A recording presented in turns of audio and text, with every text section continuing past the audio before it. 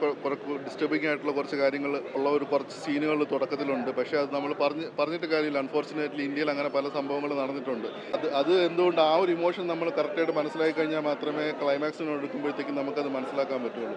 കേരള പൊളിറ്റിക്സിനെ കുറിച്ചിട്ട് പലരും ചോദിച്ച ഒരു കാര്യമാണ് ഇൻ്റർവ്യൂസിന് അവരോട്. അപ്പോൾ അവർ പറയുന്നുണ്ട്, അല്ല നമ്മൾ ട്രെയിലർ കാണുമ്പോൾ തന്നെ മനസ്സിലാവും, ഒരു പാർട്ടിയെ വിട്ടിട്ടില്ല. 3 പാർട്ടികളെ ഒരു കണക്കറ്റ് ട്രോളിങ് അങ്ങനെയല്ല. ഇന്ന് എന്താണ് ശരിക്കും കേരളത്തിൽ നടക്കുന്നത്, ഒരുപക്ഷെ നാളെ എന്തായിരിക്കും നടക്കാൻ ചാൻസ് ഉള്ളത്, അതുകൂടെ ഇതിനകത്ത് കാണിക്കുന്നുണ്ട്.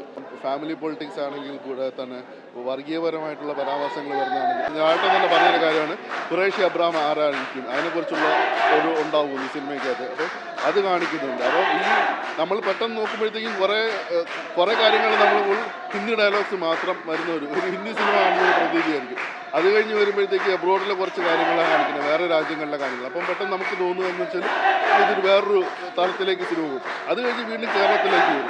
അപ്പോൾ നമ്മൾ ഈ ഒരു കണക്ഷൻ ത്രൂ ഔട്ട് മെയിൻറ്റെയിൻ ചെയ്ത് പോയി കഴിഞ്ഞാൽ തീർച്ചയായിട്ടും പിന്നെ ഇതൊരു വ്യത്യസ്തപരമായിട്ടുള്ള സിനിമയാണ്.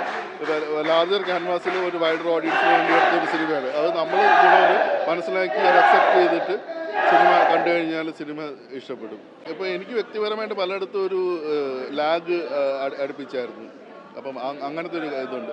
അതുപോലെ തന്നെ സിനിമയുടെ തുടക്കത്തിൽ കൊടുക്കുന്ന ഒരു പ്രതീക്ഷയുണ്ട്.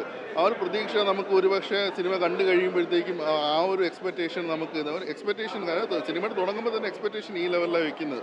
അപ്പോൾ നമുക്കാണെങ്കിൽ ഇങ്ങനെ ഇതെന്തുകൊണ്ടായിരിക്കാം എന്നുള്ള ഒരു ഇത് വെച്ചിട്ട്, പിന്നെ അത് തന്നെ ഖുറേഷി അബ്രഹാം എന്ന് പറയുമ്പോഴത്തേക്ക് ആ കാര്യങ്ങളെല്ലാം എന്താ പറയുക, കുറേ ഒരു ലോ ഫീലിംഗ് പലർക്കും ഉണ്ടാവാൻ ചാൻസ് ഉണ്ട്. അതുകൊണ്ടായിരിക്കും ആ ഒരു കാര്യങ്ങൾ വരുന്നത്.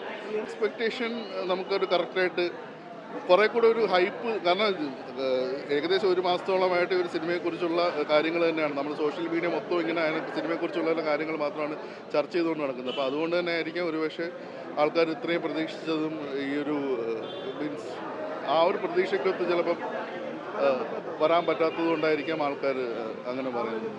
അല്ല, തീർച്ചയായിട്ടും ഒരു ഇൻ്റർവ്യൂസിൽ തന്നെ പറഞ്ഞിട്ടുണ്ടല്ലോ, ഒരു 3 സിനിമകളുള്ള ഫ്രാഞ്ചൈസി ആയിരിക്കും. 3ാമത്തെ സിനിമ അവർ ഓൾറെഡി പ്ലാൻ ചെയ്തിട്ടുണ്ട്. അപ്പം 3ാമത്തെ സിനിമയ്ക്കുള്ള ഒരു ലീഡ് സിനിമയ്ക്ക് കൊടുക്കുന്നുണ്ട് വളരെ വ്യക്തമായിട്ട് തന്നെ. ഇത് സ്പോയിലറൊന്നും അല്ല, ഇൻ്റർവ്യൂസിൽ തന്നെ അവർ പറഞ്ഞ കാര്യമാണ്.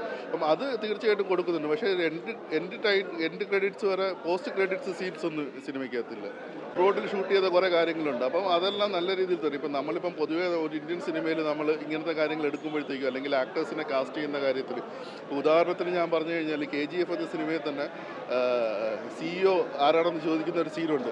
അത് കൂടെ നിന്നിരിക്കുന്ന ഒരു ആക്ടർ എന്ന് പറയുമ്പോഴത്തേക്കും ഒരു യാഷ് പറയുമ്പോഴത്തേക്കും അത് തിരിച്ച് റെസിപ്രിക്കേറ്റ് ചെയ്യാൻ ആ പുള്ളിക്കാരനെ നേരെ ചെയ്യാൻ പറ്റുന്നില്ല. പക്ഷേ അതുപോലെ തന്നെ ഫൈനലിൽ KGF 3 എന്നുള്ളൊരു ലീഡിങ് CI എന്നുള്ള പുള്ളിനെ കാണിക്കുമ്പോഴാണ്. അപ്പോൾ അത്രയും ഒരു അതുമായിട്ട് കമ്പയർ ചെയ്ത് നോക്കുമ്പോഴത്തേക്ക് ഈ സിനിമയിൽ കുറേ കൂടെ എസ്റ്റാബ്ലിഷ്ഡ് ആയിട്ടുള്ള ആക്ടേഴ്സിനെ കൊണ്ടുവന്നിട്ട് അവർ ചെയ്യുന്നുണ്ട്. അപ്പം ആ രീതിയിൽ നമുക്ക് കുറേ കൂടെ ഒരു ബെറ്റർ ഒരു ഫീൽ വരുന്നുണ്ട് ഈ സിനിമയ്ക്കകത്ത്.